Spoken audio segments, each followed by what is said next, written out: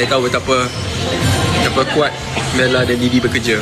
Ni masa lunch sebelum Baru-baru ini, Bella muncul dalam satu siaran langsung bersama adiknya.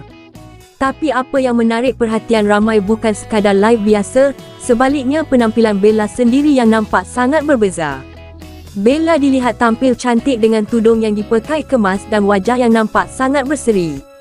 Disebabkan itu, ramai netizen mula membuat spekulasi bahawa Bella mungkin sedang menghadiri kursus atau kelas perkahwinan.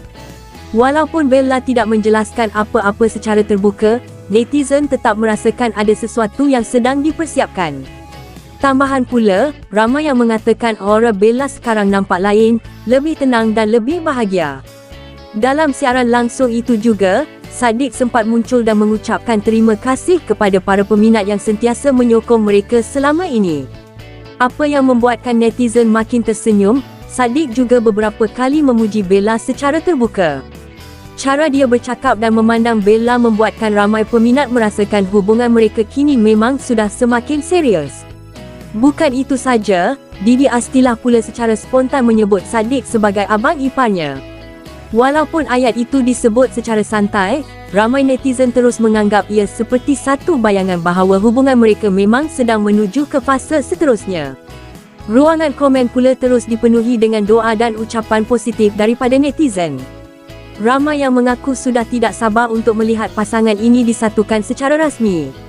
Ada juga yang berkata mereka gembira melihat Bella kembali ceria selepas melalui pelbagai ujian sebelum ini. Netizen berharap kali ini Bella benar-benar menemui kebahagiaan yang dicari. Dalam masa sama, hantaran terbaru di IG Story turut menambah lagi spekulasi netizen apabila Bella berkongsi momen makan bersama kedua-dua bakal mentuanya. Suasana ketika pertemuan itu nampak sangat mesra dan akrab. Ramai percaya hubungan antara kedua-dua keluarga kini semakin rapat dan semuanya seperti memberi petanda bahawa hari bahagia mereka mungkin sudah semakin dekat.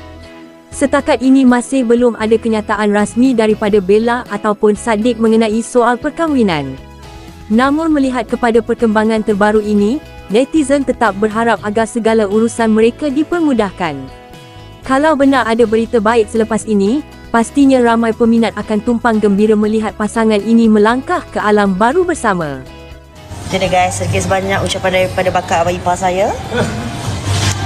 They're very hardworking, not just hardworking, tapi I know how much.